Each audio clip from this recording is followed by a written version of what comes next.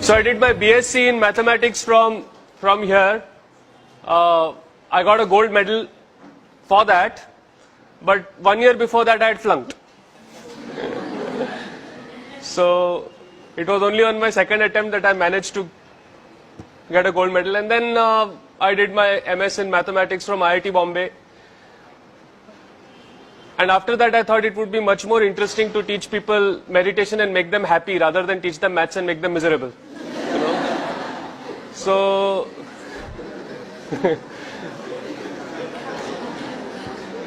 though if you come for my maths classes, you will find that they are also very happening. Yeah. Now, today I thought I would just go a little bit into ancient history, yeah, and then come to where we are today. Okay. So, all of you have heard of the Varaha avatar? Yes? If you have not, which country are you in? The Varaha avatar is when Lord Vishnu, right? He takes the shape of the boar, and then for some reason the earth is drowning in water. We don't know why and how, but the boar lifts the earth up and brings it out of the water, right? Saves the earth, so to speak, right? Now, that may be a fantastic story and all that, but check out the shape of the earth. What is it? It's round, right? Which means that more than 10,000 years ago, we knew that the earth was round. Yes? Which Europe only accepted once they saw the Apollo pictures from space, right? In fact, we call geography Bhugol, right? It is goal, round. It's not Bhutatte, right? Okay? It is Bhugol. Okay? So we knew a very long time ago that the earth was round. And then we call the earth Jagat. Jagat means what? Jiski gati hai wo, meaning that which moves. Right? So, we knew that the earth was round. We knew that it was not stationary, that it was moving. And this was thousands of years ago. Yes? Interesting, huh? Okay. Okay. Let's go a little bit into space. Now there is this star called Antares. Okay, Antares. Ares means Mars. Red. This is also a red star, so it is called Antares. We like Mars. Okay. Now it is the 15th or 16th brightest object in the sky. Alright. Yet our elders, our ancients, they called it Jeshta. Okay. Now what does Jeshta mean? You know what Jeshta means? Jeshta means the biggest, the oldest, the eldest. Now, why would they call the 15th brightest object? Meaning there are many more brighter objects than this star in the sky. Why would they call it the biggest? Yes? Intuitively, something that is brighter should be bigger. Yes or no? Right? But they called this one, the 15th brightest, they called it the biggest. Turns out they were right. It is 40,000 times bigger than our sun. In fact, it is one of the biggest objects known to man. Yes? Now, just imagine, you've got this group of people who have managed to name a star the biggest, and this was 5,000-7,000 years ago. Yeah? Which is just a point in the sky. Okay? Okay. Not done with stars yet. Heard about the Great Bear, the Big Bear constellation? Yes? Okay. So, we are interested in that star. Okay. It is actually not a star, it is two stars. Yeah. Now, this itself is a big deal.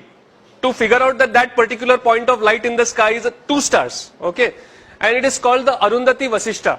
It's called Arundhati Vasishta. And in South India, there is a tradition where after marriage, yeah, the husband and wife are supposed to go out in the night and look at this particular star. Okay, now, funny tradition.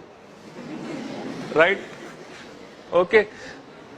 Now most twin star systems rotate like this, like one star is in the middle and the other star is going around it. This is definitely not the way a husband and wife should be. Isn't it? Right? But Arundhati Vasishtha, this particular system moves like that. Now, first, to figure out that that is a twin star system. Second, to figure out that it rotates in this way and not in that way. This is not something which is easy or obvious, is it? Yes? Third, to do it without telescopes. Yeah? Okay, metallurgy. Dinesh is BTech Metallurgy from IIT Bombay. You know, there are these pillars which are rust proof in India. Do you know about them? The most famous one is in front of Qutub Minar. Yes? This is a 1,000-year pillar, 1,000 years old, and even the pollution of Delhi has not touched it. Yeah? It is still not rusting. Yeah? And the other one, this is near Bangalore, in Kollur. Yeah? Where there is 750 centimeters of rain a year, 6 to 8 months a year, and this has been there for 2,400 years. Yeah? And it is rust proof, no rusting. About the second pillar, what is more interesting is it was not built by any expert.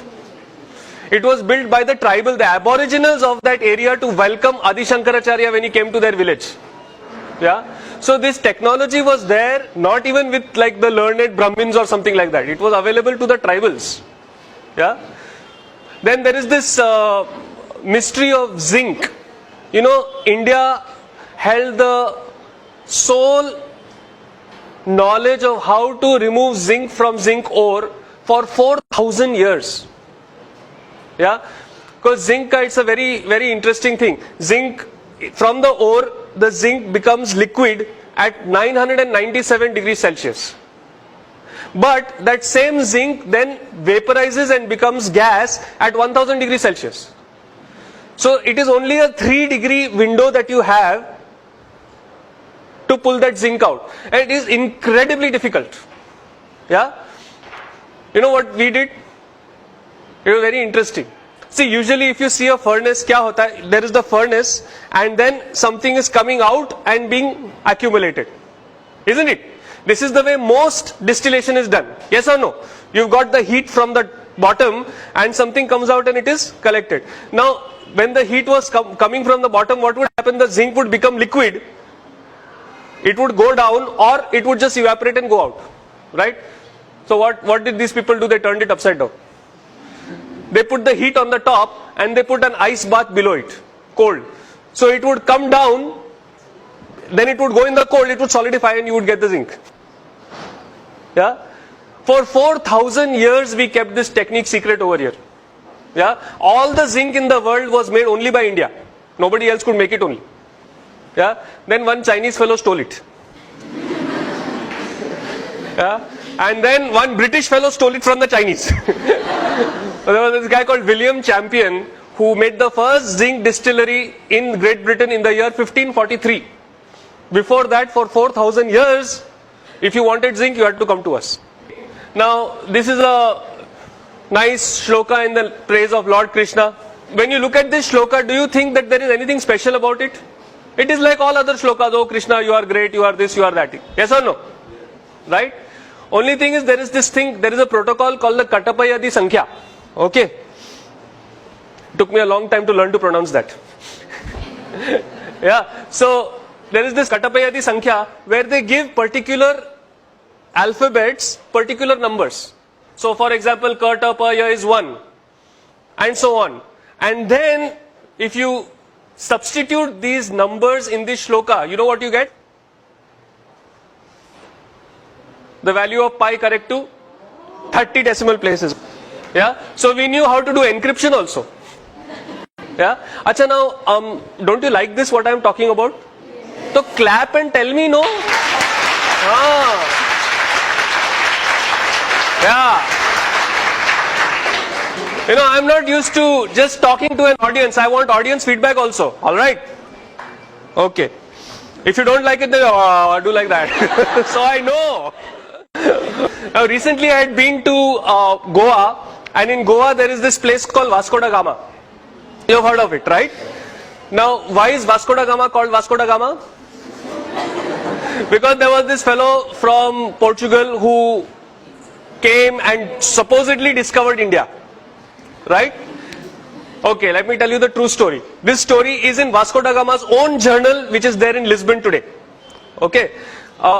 There were two guys who went searching for India. One of them was Christopher Columbus. The other was Vasco da Gama. Okay. Now Christopher Columbus, he went in the opposite direction. From Europe he went up. Okay. And he found America. Only he thought America was India. Okay. That is why the natives of Americans are called Indians. That's where the Indian name comes. Because he thought, मेरे को India मिल गया. Right. So he called those people Indian. He called them Indians actually. Then the other people came and, called them red because they were not white. Yes. So that was Christopher Columbus' story. Vasco da Gama, he went in the opposite direction. If you know your geography, he came down from Africa and he was too chicken to go out into the main sea. He would only sail keeping the coast in view. Okay. And he was having the biggest ship available at that time in Europe. Alright. So he came all the way down to the Cape of Good Hope. Okay. And over there, he was wondering now, how do I cross? Because from there to go to India, you have to go across the ocean, across the sea. Right? Over there he met a Gujarati whose name was Kanha. Okay. He does not mention the surname. Possibly Patel. Okay. Yeah. So he met this Kana Bhai who was a trader from India, from Gujarat, who had ships 12 times the size of this ship. 12 times. And remember, Vasco da Gama's ship was the biggest ship in Europe at that time. Okay, he had ships which were trading ships, forget about military ships, trading ships which were 10 to 12 times the size of Vasco da Gama's ship, and Vasco da Gama's ship was escorted with 3 ships, like in formation, his ship was in the middle, those 3 of our Indian ships escorted this guy to Goa, to India. Yeah, so maybe we should call Kanha, no? Yes?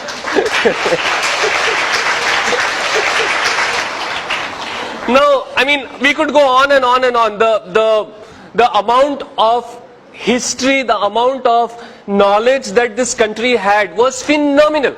Absolutely phenomenal. Yeah. And what was even more phenomenal was these guys had this knowledge 5, 7, 10,000 years ago.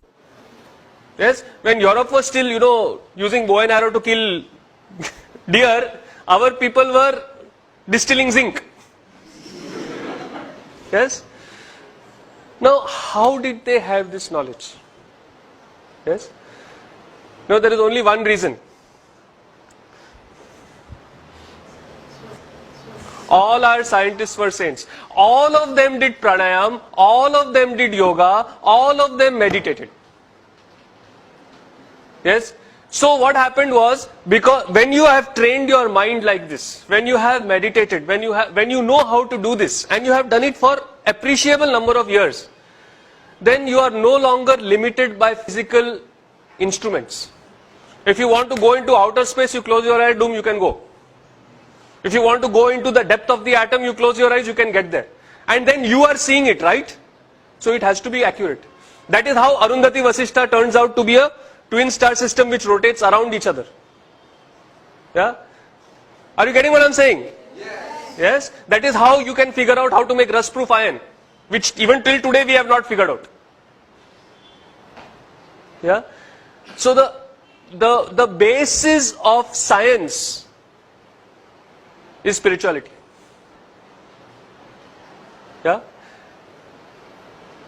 And this wealth that our country has, I will not say had, this wealth that our country has was systematically destroyed by the British when they came here. Yeah? They rewrote our history. So that when they left us with a legacy of being ashamed of our own culture and our own tradition. Yes, you know, in Delhi we know this very cute old couple. Uncle is 81 years old, auntie is 71 years old, and they will be celebrating their 50th wedding anniversary like next year. His father was the first Chief Justice of India, Bhandari, Mr. Bhandari. Yeah, so very well connected and all. So he went to all these British schools, and over there they would say, you know, yoga is for freaks. You should do PT. But unfortunately, do you see that even in today in schools you do PT, you do yoga? Yeah. So we have got independence, it's 60 years, but we are still thinking in those terms only. That is what the British wanted. Yeah. To break this country, they had to break the education system and break the traditions. Now, if we want to build this country again, then maybe it is time to come back to learning, studying yoga, meditation. Yes? Yes or no? Yes. Right?